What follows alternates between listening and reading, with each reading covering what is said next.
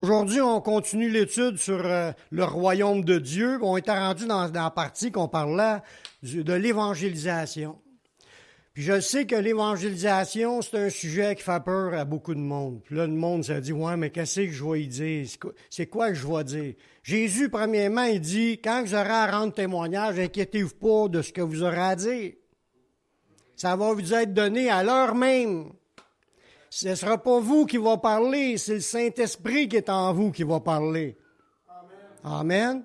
Mais il a aussi dit de se nourrir de sa parole, de méditer sa parole, puis de laisser Dieu la graver dans notre esprit. Parce que Dieu, on va le mentionner dans un des versets, dans la nouvelle alliance, on parle de l'alliance avec Jésus, ça avait été annoncé dans l'Ancien Testament qu'il y aurait une nouvelle alliance. Puis dans cette nouvelle alliance-là, Dieu a dit, « J'écrirai mes paroles dans leur cœur puis dans leur esprit. » Ça veut dire, je ne sais pas quoi dire. Peut-être qu'il faudra laisser Dieu écrire sa parole dans notre esprit, parce que ça fait partie de la nouvelle alliance.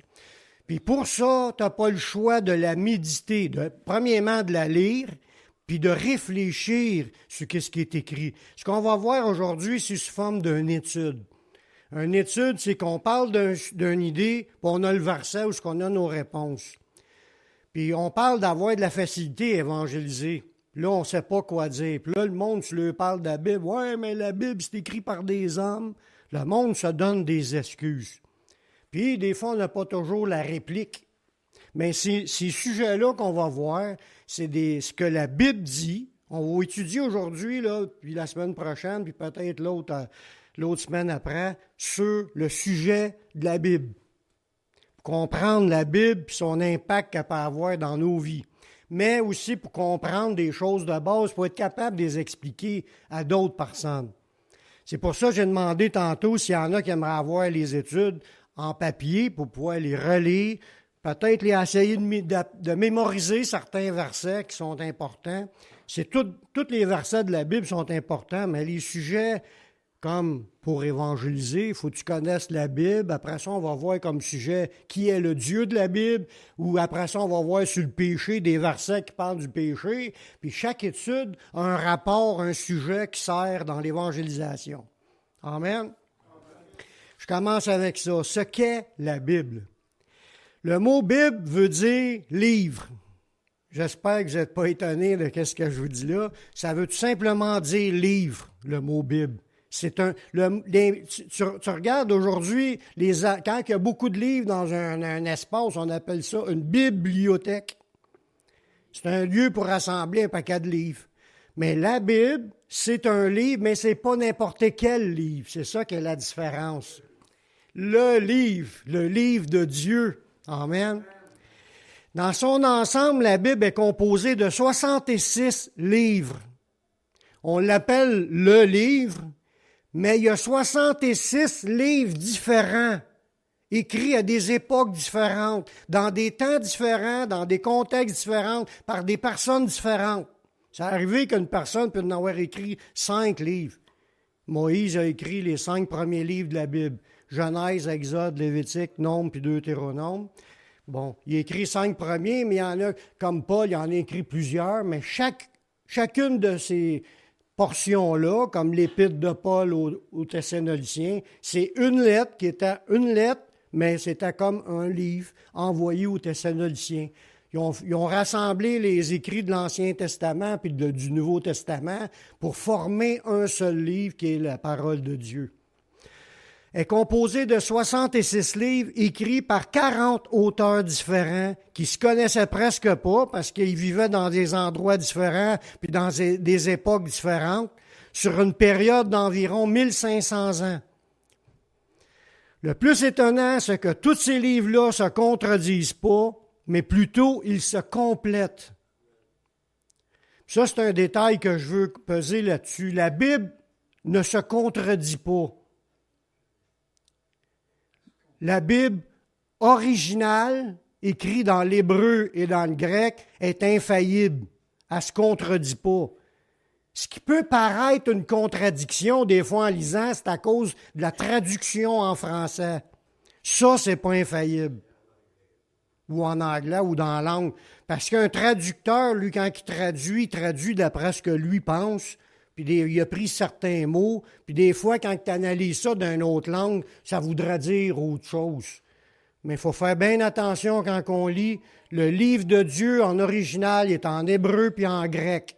L'hébreu, l'Ancien Testament, et quelques livres en araméen, puis dans le Nouveau, c'est en grec. Fait que ça a tout été traduit en français. Fait que si vous vous dites, hey, ça a l'air à dire le contraire de ce que l'autre, la Bible se contredit pas. C'est notre manière de l'interpréter qui paraît des fois à penser que ça se contredit.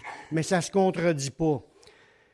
Parce que c'est pas les hommes qui ont écrit ça, c'est le Saint-Esprit, inspiré de Dieu, pour nous donner son plan, nous donner aussi des promesses, nous donner aussi dans son alliance la marche à suivre, les conditions, etc. Tout est expliqué dans la Bible, ce qu'on a besoin de savoir. Ça peut arriver que dans la Bible, il ne parle pas d'un sujet. Qu'il y a les sujets très écrits noir sur blanc, puis il y en a d'autres, si on ne voit pas les réponses à 100%, là, tu y vas d'après ce que les versets disent, puis si les versets disent rien, il ne faut pas en rajouter. Il faut prendre ce qui est là. Sinon, quand tu en rajoutes, tu modifies. Dieu nous a donné tout ce qu'on avait besoin de savoir. Le reste, ce n'est pas important. C'est pas ça qui compte. C'est qu'est-ce qui est écrit qui compte. Comme pour dire que les livres, ils se complètent. Parce que tu vas lire des choses dans Genèse, tu vas en lire dans les prophètes, tu vas en lire dans le Nouveau Testament, puis tu ramasses ça, puis là, tu ramasses les idées, une idée complète sur ce que Dieu voulait nous révéler quand tu ramasses des textes d'un même sujet, mais qui sont à la grandeur de la Bible. C'est pour ça que ces livres-là se complètent. Dieu a fait comme un genre de puzzle dans ses révélations. Il a révélé des affaires au début, à travers les prophètes, à travers Jésus, à travers les apôtres. Puis là-dedans, Dieu veut se révéler pour qu'on ait une vue d'ensemble sur ces sujets-là. Mais, comme je vous dis, ça ne se contredit pas, ça se complète. Ça veut dire que si tu lis 2 évangiles, dans l'évangile de Matthieu et de Marc, puis il y en a un qui dit des affaires qui n'est pas écrit dans l'autre. Puis l'autre va dire des affaires qui n'est pas écrit dans l'autre passage. Ce n'est pas des contradictions, c'est des détails additionnels donnés par ceux qui étaient présents. Tu les mets ensemble pour voir l'idée complète. C'est comme si on voit un accident sur un coin de la rue. Moi, je suis sur le bord ici, puis l'autre est au bord de la rue. Fait qu'on voit les choses de différents points de vue. Moi, je peux dire des détails que l'autre ne dira pas, puis l'autre peut dire des détails que moi, je ne vois pas. Les 2 histoires sont là pour se compléter.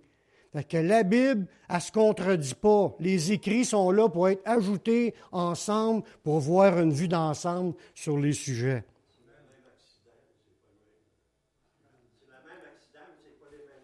Le même point de vue. Mais les idées sont pas... C'est pas parce que l'autre il a compté une menterie parce qu'il a rajouté un détail.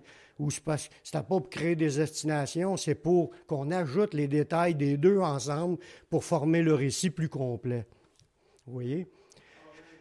Pourquoi que ça ne se contredit pas, ou plutôt ça se complète? C'est parce qu'ils ont été inspirés d'une seule source, le Saint-Esprit. Dieu savait ce qu'il faisait. Quand il nous a laissé ça dans les mains, c'est à cause de sa puissance qu'on a ça dans les mains aujourd'hui. Parce que si Dieu ne s'aurait pas occupé qu'on ait la Bible dans nos mains aujourd'hui, là, mais il n'y aura pas une personne qui connaîtra la vérité, on sera tous encore perdus. Dieu savait l'importance de ces paroles, puis vous allez voir que la Bible, dans les versets qu'on va lire, elle ne pouvait pas se dissoudre et s'anéantir et disparaître, parce que Dieu l'a établi pour qu'elle demeure éternellement. Fait que par sa puissance, il permet encore qu'on l'a encore dans nos mains aujourd'hui. Mais ça, là, plus qu'on l'approfondit, c'est comme un scribe qui est instruit des choses du royaume. Il sort de son trésor des choses anciennes et des choses nouvelles. Tu ne lâches pas de retrouver des nouvelles perles en lisant la parole de Dieu.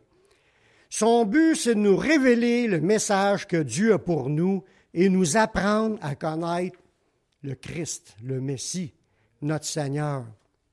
Ce livre a été regroupé en deux parties. La première partie étant avant la venue de Jésus-Christ. Ça s'appelle l'Ancien Testament. Puis celui-là, il y a 39 livres qui composent ce livre-là. La deuxième partie, c'était rédigée après la mort de Jésus-Christ par des témoins oculaires. Ça, c'est composé de 27 livres. Ce dernier s'appelle le Nouveau Testament. C'est dans cette deuxième partie qu'il nous est révélé la nouvelle alliance de Dieu pour nous et toutes les merveilleuses promesses qu'il nous accorde par son Fils Jésus. C'est pour ça que la plupart des églises prêchent plus des choses du Nouveau Testament. Pas parce que l'Ancien est pas bon. C'est encore la parole vivante et permanente de Dieu. Sauf qu'on a plus de révélations dans le Nouveau à cause de ce que le Messie est venu nous expliquer. La grâce et la vérité sont venues par Jésus-Christ. Ça veut dire que par la venue de Jésus, on s'est mis à comprendre un paquet d'affaires qu'on ne comprenait pas quand on lisait juste l'Ancien Testament. Juste un exemple, quand il parle à Nicodème, il parle de naître de nouveau. Il en parlait dans l'Ancien Testament. Il y a même des exemples dans la Bible décrits de personnes qui sont nées de nouveau. Saül, là, le prophète, il a dit, tu vas t'en aller à telle place, tu vas rencontrer des prophètes, puis là, l'Esprit de Dieu va tomber sur toi et tu vas être une nouvelle personne.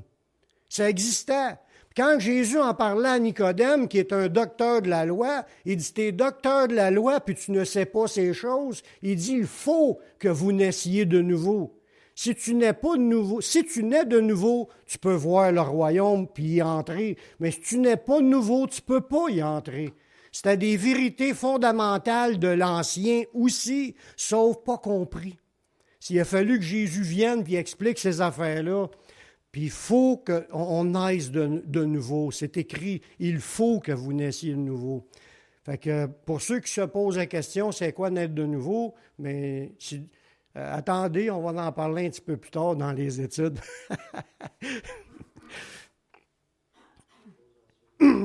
On va étudier attentivement ce que la parole de Dieu nous révèle sur elle-même. Parce que on peut se faire des idées, nous autres ici, là. On peut penser que la Bible, ça veut dire ça, puis la Bible, sa raison est là, puis ça se peut où on ne voit même pas l'importance de croire puis de bâtir notre vie là-dessus. Il y en a qui mettent en pratique ce qui est écrit là, ils vont t'appeler « t'es un légaliste ».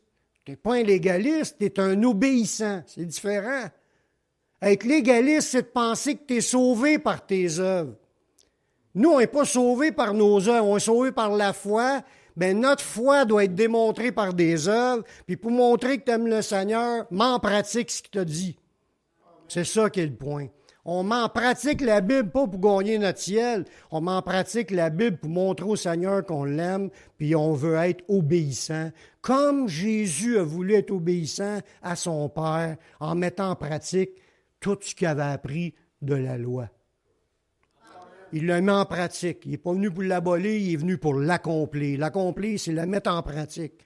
Il l'a mis en pratique, puis il s'attend à ce que nous aussi, on bâtisse sur le roc. Amen, qui est la parole de Dieu. Là, on va comprendre en sortant les versets de la Bible, là, différents aspects là, qui vont nous faire voir la Bible comme avec de nouveaux yeux. On va voir l'importance de ce livre-là.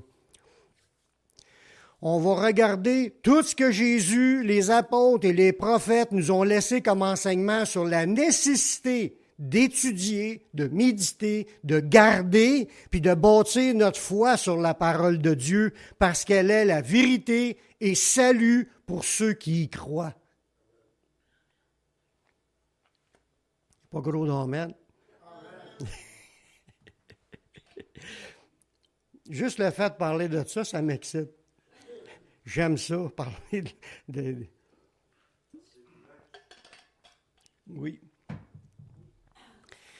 La parole est-elle la parole de Dieu? Ça, c'est la question, parce qu'il y en a, comme je disais tantôt, tu veux évangéliser quelqu'un. La Bible, c'est un livre, c'est écrit par des hommes.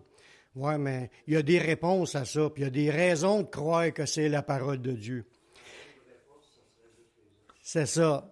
Parce qu'on va voir plus tard qu'il y a eu plein de prophéties qui ont été accomplies, ce qui prouve que c'était pas une parole en l'air. C'était pas un gars qui a décidé en se levant le matin, il a fait un rêve de pizza, puis là, il invente un paquet de nouvelles idées. Non, ça vient pas des humains, ça vient du Saint-Esprit, Dieu lui-même. La première chose qu'on va examiner au sujet de la Bible est de quelle inspiration vient-elle? De Dieu ou des hommes? Il est important de le savoir afin de réaliser si la Bible est digne d'intérêt ou non, si elle est donnée par Dieu ou par des pensées humaines. Jésus l'a posé la question aux Juifs de ce temps-là. Le baptême de Jean venait-tu du ciel ou des hommes? Puis le monde n'ose pas répondre, parce qu'eux autres, ils n'ont pas voulu répondre à cause qu'ils avaient peur d'être lapidés en disant « ça vient des hommes ». Ils ont été lapidés par tous ceux qui croient. Aujourd'hui, c'est la même affaire. Le monde essaye de penser que ça vient des hommes pour pas avoir à changer leur vie face à ce qui est écrit. Parce que si tu admets que ça vient de Dieu, tu n'as pas le choix. Il faut que tu obéisses, il faut que tu écoutes, puis il faut que tu gardes, il faut que tu mettes en pratique. On va voir le premier verset qu'on va regarder ensemble. Dieu a parlé par les prophètes et par son Fils. On voit ça dans Hébreux chapitre 1, versets 1 et 2. Ça nous dit, après avoir autrefois, à plusieurs reprises et de plusieurs manières, parlé à nos pères par les prophètes, Dieu, dans ces derniers temps, nous a parlé par le Fils qu'il a établi héritier de toutes choses et par lequel il a aussi créé le monde. Dans ce passage-là, c'est en train de nous dire que Dieu, ça fait longtemps qu'il nous parle. Dieu parle depuis le début de la création. C'est sûr qu'il parlait avant, il parlait aux anges. Il y avait une histoire dans le monde invisible avec les anges. Mais quand le premier humain, Adam, était là, Ève n'était pas encore là, déjà Dieu parlait à Adam. Dieu n'a jamais arrêté de parler. C'est nous qui avons arrêté de l'écouter. Parce qu'il a parlé à Adam, Ève est arrivée, il a parlé à Ève, ils ont même désobéi, puis ils ont été déchus, ils ont été jetés dehors du paradis terrestre. Puis Dieu a continué à parler autrefois par les prophètes, par les écrits de Moïse, les écrits des prophètes. Même il y avait, comme on parlait tantôt, il y avait des prophètes qui existaient en dehors du peuple d'Israël. Melchisédek, c'était pas un juif. C'était un homme de Dieu qui connaissait Dieu, qui recevait des messages de Dieu. Même chose que Balaam, c'était pas un juif. C'était quelqu'un qui vivait des tribus païennes, puis Dieu s'était révélé à lui. Là, je ne veux pas analyser tout ce qu'ils ont dit, tout ce qu'ils ont fait. Le point est pour dire que Dieu a toujours parlé aux humains depuis le début. C'est ce que ça dit. Après avoir, à plusieurs reprises et de plusieurs manières, parlé à nos pères par les prophètes, Dieu, dans ces derniers temps, nous a parlé par le Fils. On voit que dans les derniers temps, qui était le temps de la loi, ou le temps avant la venue du Messie, Jésus est arrivé comme appelé dans les derniers temps. Il a parlé par le Fils. Dieu a parlé par Jésus. Fait que ce qu'on va lire des paroles de Jésus, quand Jésus dit de quoi, c'est Dieu qui est en train de parler. Puis il ne parle pas à travers n'importe qui quand il parle à travers de son Fils. C'est le Fils qui est héritier de toutes choses. Vous savez, je l'ai déjà expliqué, Jésus, c'est le Fils unique de Dieu. Nous, on est des fils par adoption. On n'est pas des fils de Dieu automatiquement. On est adopté quand on est en Jésus. Ça dit à tous ceux qui l'ont reçu, en parlant de recevoir Jésus, ça c'est dans Jean 1, 12, à tous ceux qui l'ont reçu, à ceux qui croient en son nom, ça donne le pouvoir de devenir enfant de Dieu. Tu deviens enfant de Dieu quand tu crois puis que tu reçois. Avant ça, tu n'es pas un enfant de Dieu, peu importe que tu es l'enfant d'un chrétien même. Tu n'es pas un enfant de Dieu. Ce n'est pas par la chair, ni par le sang, ni par la volonté de l'homme, mais c'est par la volonté de Dieu qui a fixé les règles, comment devenir son fils. Jésus, lui, c'est son fils, c'est le seul héritier. Sauf que là, dans le Nouveau Testament, il a décidé de partager son héritage avec nous. Amen. Il nous a adoptés, puis après, il a prévu de nous partager ce qu'il a. Il va même nous partager son trône, qui dit. Celui qui vaincra s'assiera avec moi sur mon trône, comme moi j'ai vaincu, puis je me suis assis sur le trône de mon Père. Ça va être spécial. Ce fils-là, il a été établi héritier de toutes choses, puis c'est aussi par ce fils-là que Dieu a créé le monde. Fait que tout ce qu'on voit, là, c'était créé par le Fils. On parle de qui?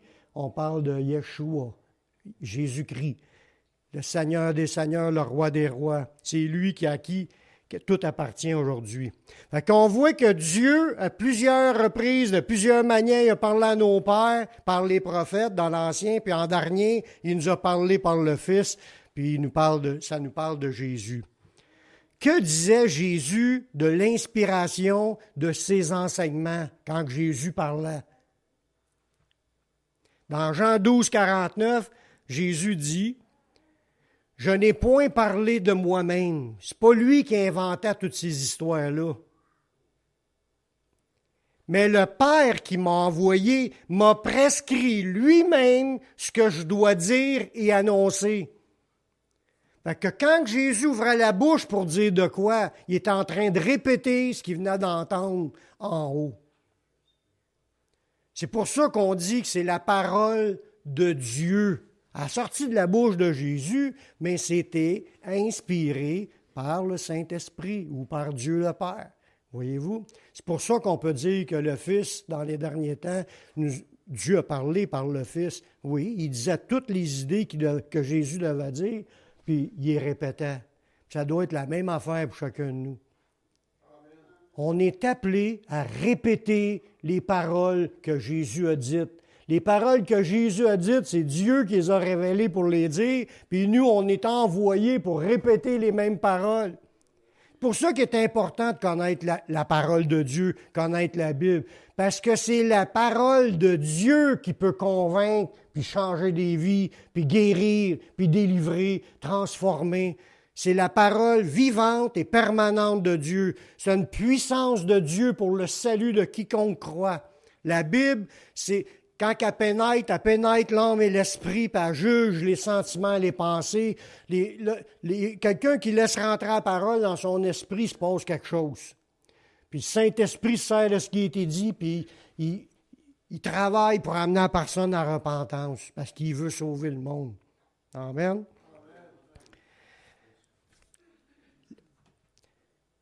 La parole de Dieu n'a pas été fabriquée et annoncée basée sur des idées humaines. Parce que, contrairement aux religions, ce qui fait la différence entre une religion et la Bible, c'est que la Bible s'est inspirée par le Saint-Esprit, c'est Dieu qui a dit quoi écrire, tandis que les religions, c'est les hommes qui s'inventent des idées que Dieu n'a pas dit, que Dieu n'a pas demandé, que Dieu n'a pas parlé. Fait que les hommes s'inventent toutes sortes de rituels, toutes sortes de faux dieux, toutes sortes de manières comme pour voir qu'est-ce qu'il va y avoir après la mort, ou notre état spirituel, qu'est-ce qu'il y en a. Ils s'inventent toutes sortes d'affaires, sont toutes mêlées par des idées humaines inspirées par le diable. Les religions viennent du diable, la parole de Dieu vient de Dieu, puis là, tu peux être une église de Dieu qui marche dans les pensées humaines. Ça, c'est le pire. Une église de Dieu, une personne née de nouveau qui continue à marcher dans la chair, dans toutes sortes de menteries que le monde a inventées, au lieu de se séparer des traditions du monde et commencer à pratiquer seulement ce que Dieu dit. La minute que tu rajoutes des affaires ou que tu n'enlèves, tu deviens une religion. Tu suis ta tradition au lieu de suivre ce que Dieu dit. Hein? Ben, tu deviens tiède, c'est sûr qu'on devient dilué, on devient même peut-être éteint, quand on n'a plus d'intérêt pour rester ferme. J'ai déjà entendu quelqu'un dire, La Bible, là, c'est une petite boîte. Il a garoché à la Bible, il a dit, il ne faut pas mettre Dieu dans une petite boîte. Moi, c'est le contraire. Ça, c'est le livre de Dieu, puis va pas en dehors de ce qui est écrit. Vous allez le voir, il y a des versets qui en parlent de ça, on va le voir. Pour dire que la parole de Dieu n'a pas été fabriquée puis annoncée basée sur des idées humaines, 2 Pierre 1,20, ça nous dit « Sachant tout d'abord vous-même qu'aucune prophétie de l'Écriture ne peut être un objet d'interprétation particulière. » Tu peux pas, aucune partie de la Bible que tu peux interpréter n'importe comment. C'est ça qu'il y a une interprétation particulière, tu es en train de dire « Oh, ça veut dire ça », puis là, tu étudies des affaires qui contredisent le restant des Écritures. Non. La Bible s'explique par la Bible. Il n'y a aucune parole dans la Bible de prophétie que tu peux interpréter en dehors de ce qui est déjà écrit dans la Bible. Il faut que la Bible s'explique avec la Bible. Tu ne peux pas sortir de ça et te dire n'importe quoi. Sinon, tu t'es rendu que tu vas au-delà de ce qui est écrit. On va le voir, il y a des versets qui disent de ne pas aller au-delà de ce qui est écrit. Là, il dit, tu ne peux pas en faire un sujet d'interprétation particulière, car ce n'est pas par une volonté d'homme qu'une prophétie n'a jamais été apportée, mais c'est poussé par le Saint-Esprit que des hommes ont parlé de la part de Dieu. Ça dit que c'est poussé par le Saint-Esprit. Il y en a que ceux qui ont déjà vécu la prophétie savent de quoi que je parle. Quand que tu reçois un message, puis que tu as une poussée, il faut que tu dises ce que tu viens d'entendre quand tu es en contact avec le Seigneur. Là, c'est poussé par le Saint-Esprit. Les hommes n'oseront pas dire quelque chose, les hommes de Dieu n'oseront pas dire de quoi qui n'est pas biblique, n'oseront pas dire de quoi qui ne vient pas de Dieu. Mais il dit toute la Bible, là, les prophéties qu'il y a là-dedans, les écrits, parce qu'il y a aussi de l'historique à travers ça, là. Il y a de l'histoire. Le peuple d'Israël, ils ont été à telle place, ils ont désobéi. Bon, ça, ce n'est pas toujours des paroles inspirées de Dieu, là. C'est des récits par des gens qui étaient témoins, ils ont raconté ce qui s'est passé. Fait qu'il y a de l'historique dans la Bible, mais tout ce qui est de Dieu, là, les inspirations, comme ainsi parle l'Éternel, puis là, Dieu est en train de parler, ça, c'est poussé par le Saint-Esprit que les hommes ont parlé de la part de Dieu. C'était des hommes qui craignaient Dieu, qui marchaient avec Dieu, puis ils ont annoncé les choses que Dieu leur a données comme message. C'est pour ça qu'on peut affirmer que la parole de Dieu s'est inspirée par le Saint-Esprit. Paul, lui, il a été inspiré par des révélations divines. On le voit, ça, dans le Nouveau Testament. Puis il l'a expliqué aussi, comme dans Galates au chapitre 1, verset 11. Paul, il dit, « Je vous le déclare, frères, que l'Évangile qui a été annoncé par moi n'est pas de l'homme. » Ce n'est pas les hommes qui ont inventé l'Évangile. Lui, puis Paul, il en avait la preuve que c'était vrai que Jésus t'a ressuscité. Il l'a vu, Jésus. Jésus lui a apparu, il lui a fait une manifestation surnaturelle, il a vu la lumière, il a tombé à terre, il a entendu la voix de Jésus parler, puis il répondre, puis il posait des questions, il a dialogué avec Jésus, il a dit des affaires. Fait qu'il sait que ce n'était pas une invention d'homme, cette nouvelle religion-là, d'être chrétien. Il dit, je vous le déclare, l'Évangile qui est annoncé par moi n'est pas de l'homme, car je ne l'ai ni reçu, ni appris d'un homme. Ce n'est pas un homme qui a évangélisé Paul, là. C'est Jésus lui-même qui a évangélisé Paul. Il a apparu. Mais il dit, je l'ai reçu ni appris d'un homme, mais c'est par une révélation de Jésus-Christ qu'il a appris l'Évangile. Il a compris que le Messie, c'était vrai, que Jésus était plus que juste un excité ou un prophète dans le peuple d'Israël. Il l'a vu ressusciter, puis il a reçu un message, puis ça, plus tard, si Dieu le veut, on en parlera, mais pour là, l'idée, c'est que même comme Paul, il y a des preuves que Jésus est vivant, puis que Jésus existe, puis etc. Le Nouveau Testament, là, tu lis le Nouveau Testament, comme je vous disais tantôt, c'est inspiré de Dieu pour les paroles quand Dieu parlait, mais il y a aussi des récits que le monde a vu de leurs yeux, qui ont écrit quand ils racontent Jésus là, il se promenait, puis il arrive au rang d'un arbre, puis il y avait quelqu'un dans l'arbre. Bon, il raconte l'histoire, c'est un récit, c'est des faits historiques vécus par quelqu'un qui a vu ça, puis qui a écrit ça. Bon, il dit le Nouveau Testament, c'est écrit par des témoins oculaires, des gens qui ont été témoins, qui ont vu. On regarde le début du livre de Luc, au chapitre 1, les versets de 1 à 4. Ça nous dit, il y a plusieurs qui ont entrepris de composer un récit des événements qui se sont accomplis parmi nous. On voit que dans ce temps-là, il y en a plusieurs, il y en a au moins 4 qu'on connaît, mais il y a eu d'autres évangiles qui ont été écrits, qui n'ont pas été reconnus comme étant des vrais évangiles bibliques, parce qu'il y avait des erreurs dans le livre. Quand il y a des faussetés, ils scrapaient ça comme des livres apocryphes. Vous voyez? Des évangiles où l'histoire des actes était écrite par les apôtres qui étaient des témoins, puis que c'était vérifié ce qu'ils disaient, là, ce qu'ils écrivaient là. Il dit qu'il y en a plusieurs qui ont entrepris de composer un récit des événements qui sont accomplis. Puis là, le verset 2, c'est ça que je veux que vous compreniez. Suivant ce que nous ont transmis ceux qui ont été des témoins oculaires dès le commencement. Ça veut dire, quand ils ont écrit le Nouveau Testament, il y a eu des témoins qui étaient là depuis le début, pour raconter ce qu'ils ont vu. Pouvez-vous m'en nommer un témoin au moins? Qui était là depuis le début avec la naissance de Jésus. Bien, on parle du Nouveau Testament. Marie, la mère de Jésus, elle ne peut pas avoir un témoin plus proche de ce qu'elle a vécu.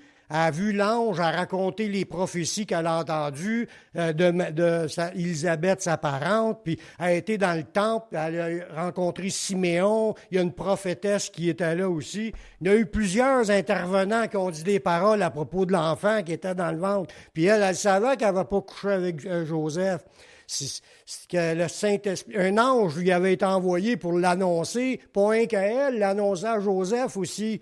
Tu vois que Dieu n'a pas fait les choses, oui, en cachette du monde, mais quand il fait les choses pour se révéler à quelqu'un, il explique toutes les patentes. Puis là, tu mets tout ça ensemble, ces récits-là, puis là, tu comprends que c'est pas basé sur de la fiction. C'était des gens qui étaient témoins de ce qui se produisait.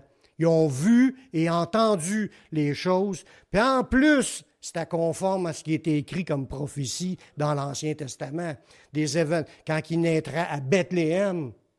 Marie et Joseph n'habitaient même pas à Bethléem. Mais pour que la prophétie soit accomplie, il a fallu qu'il y ait un recensement qui soit déclenché par celui qui était le gouverneur dans ce pays-là. Puis là, eux autres, dans leur descendance, leurs ancêtres venaient de Bethléem. Fait qu'il fallait qu'ils retournent à Bethléem pour aller se faire recenser, un recensement, tout simplement, puis aller accoucher là. Mais ça l'accomplissait que Jésus, il naîtrait à Bethléem, qui était la ville du roi David. C'était pas pour rien, tout un sens prophétique, parce que l'héritier, le descendant qui va régner sur le trône d'Israël pour l'éternité, qui est un descendant de David, Dieu avait promis qu'un de ses descendants s'assiérait sur le trône pour régner éternellement, puis c'était le Messie, puis il est né dans la même ville. Tout est Dieu a un programme bien précis. Puis après ça, il déménage à Nazareth, puis il était appelé Jésus de Nazareth. Puis là, il y avait de Galilée aussi, qui est dans le territoire. C'était le territoire de la Galilée. Puis il lui dit, il y en a un qui a sorti, peux-tu venir de la Galilée, quelque chose de bon? Mais c'est un verset qui a été écrit dans l'Ancien Testament. Il y a un paquet d'affaires qui se sont accomplies comme c'était annoncé. Oui, vierge qui tombe enceinte, puis tout ça. C'était dans l'Ancien. Fait que Dieu... Il a accompli les prophéties de l'Ancien Testament, puis les gens, ils étaient témoins de voir les choses se mettre en place au fur et à mesure. Ça ne veut pas dire que Marie comprenait ce qui se passait, mais Mais elle s'en rappelait ce qu'elle a vécu. Mais un moment donné, plus tard, elle disait que Jésus, il était rendu fou. Elle dit, il est hors de sens, là. Puis là, elle ne croyait pas encore, elle ne comprenait pas. C'est juste après sa mort à Jésus qu'elle était unie avec les disciples, puis que là, elle était devenue disciple. Pendant la vie de Jésus, là, elle était mêlée. Mais elle se rappelait des choses pour pouvoir permettre des écrire par la suite, voyez-vous. Sinon, on n'aura pas ces écrits-là. Là, ça dit, au verset 2, les gens ils ont cherché à écrire des événements qui nous ont été transmis par ceux qui sont des témoins oculaires dès le commencement. Fait qu'il devait en avoir plusieurs qui étaient témoins, peut-être qui ont rencontré Berger, qui ont entendu, qui ont vu les anges. Il y en a plusieurs là, témoins qu'il y a eu autour de Jésus, puis ceux qui étaient dans le temple. Puis ça dit même qu'il y en a parmi ces témoins-là qui sont devenus des ministres de la parole. Fait que là, on parle sûrement des apôtres qui étaient encore vivants au temps qu'ils ont écrit ces livres-là, puis ils étaient témoins de ce que Jésus a enseigné, puis ce que Jésus a fait. Puis ils sont devenus des ministres de la parole, puis ils ont écrit le Nouveau Testament, l'histoire de Jésus, à partir des écrits des apôtres, des dires des apôtres. Puis là, il dit au verset 3, « Il m'a aussi semblé bon, après avoir fait des recherches exactes. » Luc, il dit ça, là. Il a fait des recherches. Luc, là, c'est un médecin. C'était un homme instruit dans cette époque-là. C'était pas n'importe qui. Il suivait Paul dans son voyage missionnaire. Il a écrit l'Évangile de Luc, puis il a écrit les Actes des Apôtres. Puis là, il est en train d'écrire, au début de l'Évangile de Luc, à un monsieur qui s'appelle Théophile. Théophile. Puis là, il est en train d'y mettre par écrit. Il dit, je t'ai envoyé mon livre, j'ai tout mis par écrit, les récits, après avoir fait des recherches exactes auprès des gens. Il n'écrivait pas ça juste pour, hey, on va booster le foi, on va lui mettre une coupe de faux miracles là-dedans. Non. Ce qui est là, c'est arrivé pareil comme un journaliste qui est sérieux. Là. Il n'est pas là pour dire, d'inventer des histoires. Il faisait juste prendre ce que l'autre disait puis il l'écrivait. Ils sont devenus des ministres. Puis là, il a semblé bon de mettre ça d'une manière suivie, parce que chronologique. Les événements, là, ils suivent dans l'Évangile de Luc.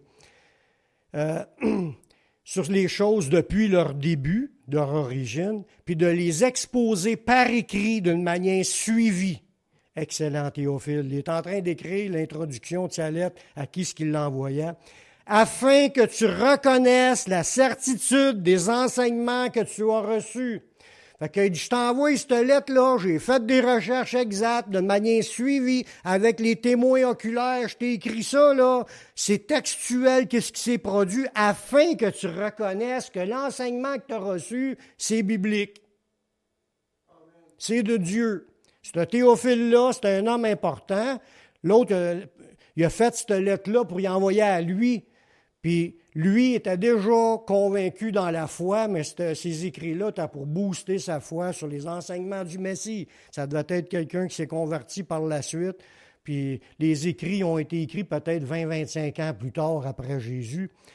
Fait que il y avait des gens qui se convertissaient, ils écoutaient les enseignements des ministres des apôtres, les ministres de la parole. Ils écoutaient les enseignements, mais ils n'avaient pas tous connu l'histoire de Jésus textuellement avec tous les récits comme qu'on a aujourd'hui. Les gens se convertissaient sur la prédication des apôtres, mais il n'y avait pas de Nouveau Testament encore décrit. Puis il y a eu de la persécution parmi les chrétiens, il y a eu la dispersion. Puis quand ils étaient dans la dispersion, ça c'est plusieurs années, peut-être 20-25 ans après Jésus, là, que là, la première lettre a été écrite, c'était l'Épître de Jacques, qui est envoyée aux Juifs qui étaient dans la dispersion. Ça veut dire que c'est 25 ans plus tard, il y a du monde qui marchait par la foi dans les prédications sans même avoir d'écrit du Nouveau Testament. Ils se basaient toujours sur les écrits de l'Ancien. T'as pas sans Bible. Ils suivaient la parole de Dieu, qui est la Bible, l'Ancien Testament. Ils suivaient ce qui était là-dedans, puis ils lisaient surtout probablement les prophéties qui parlaient du Messie, parce qu'ils reconnaissaient ce que Dieu avait dit dans tout cela. Pierre le confirme, lui aussi, dans un de ses écrits, dans 2 Pierre, chapitre 1, verset 11, que lui-ci, Pierre, il a vu le Seigneur de ses propres yeux. Il dit, ce n'est pas en effet en suivant des fables habilement conçues que nous avons fait connaître la puissance et l'avènement de notre Seigneur Jésus-Christ. Ce n'est pas des fables habilement conçues. Parce que les religions, c'est des fables habilement conçues. Nous, ce n'est pas des fables, c'est des récits historiques de faits que les gens ont vus. L'apôtre, il dit, mais c'est comme ayant vu sa majesté de nos propres yeux. Pierre, là, il a été témoin de super belles choses, lui. Quand il y a eu la transfiguration, là, il a vu Jésus, tout son aspect a changé en lumière, il avait le visage qui éclairait comme le soleil. Puis il a apparu Moïse et Élie avec lui sur la montagne en train de jaser sur son départ, comment est-ce qu'il devait partir de Jérusalem en étant crucifié. Bon. Puis là, il a une vision incroyable. Aussi, quand il était après la résurrection, là, puis il parlait avec, puis il jasait avec, puis il apprenait des choses, puis là, après ça, il a vu Jésus monter dans le ciel, là, puis il a disparu des nuages. C'est des choses extraordinaires. C'est pour ça qu'il dit, ce pas des fables habilement conçues. Ils ont vu sa majesté de leurs propres yeux. Ils ont écrit les choses parce qu'ils ont été des témoins visuels. Si on continue avec la même idée, même l'apôtre Paul, c'est qui a établi l'apôtre Paul pour être un apôtre? C'est Jésus. Puis Paul va dire la même chose. Hein? Regardez bien dans Actes 26, le verset 16. Jésus est en train de parler à Paul. Il dit, « Lève-toi, tiens-toi droit sur tes pieds, car je te suis apparu. » Là, on voit qu'il est en train de dire, Jésus est en train de parler à Paul. Il dit, « Je te suis apparu pour t'établir ministre et témoin. » Ministre, c'est un serviteur engagé dans le combat puis dans l'œuvre, et témoin des choses que tu as vues. Ça veut dire que quand il prêchait ce qu'il venait de voir, il venait de voir Jésus. Son but, c'est d'annoncer que Jésus est ressuscité. Il l'a vu, il a parlé avec, puis il était devenu un témoin de sa résurrection. C'est pour ça qu'ils disent que pour être un apôtre, il fallait que tu aies été un témoin de la résurrection. Mais là, Paul, il a été témoin de la résurrection. Mais regardez bien, il n'y a pas rien que ça dans la phrase. Il dit, « Je t'ai apparu pour t'établir ministre et témoin des choses que tu as vues. » Il venait de voir Jésus. Et il est témoin de celles pour lesquelles je t'apparaîtrai. Ça veut dire que Jésus a apparu à d'autres moments à Paul pour y expliquer des vérités. On voit que ce que Paul a écrit comme enseignement, c'était des révélations que Jésus lui-même lui donnait. Un exemple de ça, quand on fait la Sainte-Sainte, il explique la Sainte-Sainte, mais lui, il n'était pas là, puis il n'avait pas le livre du Nouveau Testament avec la Sainte-Sainte décrit. Il dit, « J'ai reçu du Seigneur ce que je vous ai prescrit. » Puis là, il explique l'affaire de la Sainte-Sainte. Il n'était pas là, lui, mais il l'a eu par révélation du Seigneur. Puis là, il dit aux autres de pratiquer la Sainte-Sainte. J'ai reçu du Seigneur ce que je vous ai appris dans la nuit même, Jésus qui était livré, prit du pain, puis après avoir rendu grâce, il l'a rompu, puis il donnait à ses disciples en disant, faites ceci en mémoire de moi. Après ça, c'est le vin. Mais il dit, j'ai reçu du Seigneur. Tout ça, là, c'est le Seigneur qui a dit. C'est arrivé une fois dans un passage que l'apôtre Paul dit, « Ce n'est pas le Seigneur qui vous dit ça, c'est moi. » Là, il donnait son point de vue personnel. Mais le reste, c'était le Seigneur qui parlait. Amen. Oui. Mais il avait reçu les révélations. Quand Jésus n'avait pas donné de révélation sur un sujet, là, cette fois-là, il dit, c'est pas le Seigneur qui le dit, c'est moi qui vous le dis. Comment les gens de l'époque de Paul recevaient-ils ces enseignements à Paul? Ils savaient que Paul n'était pas un des apôtres au début avec Jésus, mais le monde qui écoutait Paul, dans 1 Thessaloniciens, chapitre 2, verset 13, c'est Paul qui parle. Il dit, c'est pourquoi nous rendons continuellement grâce à Dieu dans ce que recevant la parole de Dieu que nous vous avons fait entendre, vous l'avez reçue non comme la parole des hommes, mais comme elle l'est véritablement, comme la parole de Dieu qui agit en vous qui croyez. Fait que les gens, dans cette époque-là, quand ils écoutaient Paul, puis les gens thessaloniques, avaient toutes gobé paroles de Paul comme si c'était les paroles de Dieu. Puis ces paroles-là agissaient en eux parce qu'ils croyaient. Ça, c'est le verset que j'ai lu au début de la réunion. Quand tu y crois à la parole de Dieu, c'est là qu'elle agit. Elle devient vivante. Le Saint-Esprit va faire que ça se produise, ce qui est annoncé. Voyez-vous? Fait que les gens, dans ce temps-là, ils écoutaient Paul, puis Paul, comme je vous disais, il était témoin de la résurrection, mais il n'était pas là, lui, pour entendre Jésus, ce que Jésus enseignait à ses apôtres. Puis lui, il partait en prêchant l'Évangile, puis amenant le monde au salut, mais il avait tout reçu révélation de Dieu, puis le monde recevait ça comme si c'était la parole de Dieu. Même dans l'Apocalypse, d'où viennent les révélations de l'Apocalypse? On le sait que c'est Jean qui les a écrits. Mais ce n'est pas Jean qui a inventé ça. Regardez bien au chapitre 1, verset 1. Révélation de Jésus-Christ. Ça commence de même. C'est Jésus qui a révélé l'Apocalypse. Révélation de Jésus-Christ que Dieu lui a donné. Imagine-toi. Ce que Jésus a dit dans l'Apocalypse, c'est Dieu son Père qui a donné de dire, c'est ce qui devait être écrit dans l'Apocalypse. Jésus invente rien. Il marche toujours avec son Père pour dire les choses que son Père a décidé de dire. C'est une révélation de Jésus-Christ que Dieu lui a donnée pour montrer à ses serviteurs les choses qui doivent arriver bientôt. Puis là, c'est Jésus qui a donné les paroles du Père pour montrer à ses serviteurs, c'est-à-dire Jean et à tous ceux qui vont lire l'Apocalypse, puis il les a fait connaître, ces paroles-là, par l'envoi de son ange à son serviteur Jean. Ça veut dire que c'est un ange qui a parlé à Jean pour donner les paroles que Jésus lui a dites qui venaient de Dieu son Père. Du bureau chef. D'où viennent toutes les révélations de l'Apocalypse? Ça vient de la révélation de Dieu le Père, de ce que Dieu le Père a voulu dire au travers de Jésus. Jésus a envoyé un ange pour révéler cela à Jean. C'est formidable quand tu lis ça. Je finis avec une phrase. Une même expression se retrouve plus de 275 fois dans la Bible. La petite expression « Ainsi parle l'Éternel ».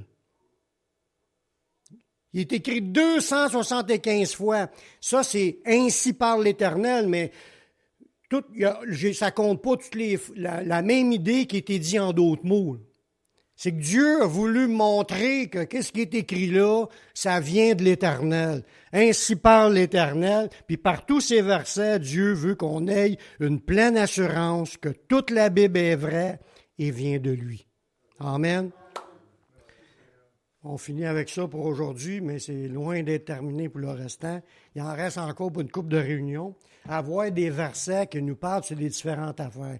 Mais ces choses-là, déjà de base, tu parles à quelqu'un, puis tu ne sais pas quoi dire, ce qu'advient la Bible. Oui, mais la Bible, c'est pas poussé par un homme, par des idées humaines ou des fables habilement conçues. C'est poussé par le Saint-Esprit ou c'est donné en révélation par Dieu à travers Jésus, parce que Dieu a parlé par les prophètes, puis il a parlé par le Fils, il a parlé par les apôtres. Là, on peut développer des réponses à dire aux gens face à ce qu'on vient d'apprendre.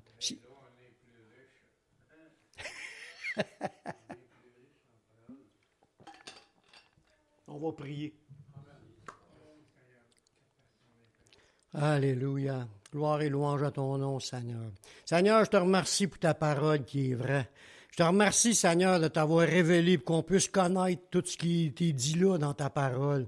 C'est des choses qui sont là, puis c'est pour bâtir notre foi, pour nous affermer, pour qu'on devienne de plus en plus ferme, marcher avec assurance, croire en ce qui est écrit, puis de vouloir voir la parole en action dans nos vies, parce que quand on y croit, elle va devenir agissante. Seigneur, que cette parole, que ces paroles puissent être gravées dans notre esprit, puis qu'on puisse vraiment garder ces choses. Quand c'est le temps d'en parler, qu'on puisse en parler avec assurance. Merci, Seigneur, pour tout ce que tu fais. Bénis ton peuple, bénis tes enfants. Remplis-nous tous de ta présence et de ta puissance, puis continue à nous fortifier dans la foi. Je te prie dans le nom de ton Fils Yeshua. Amen.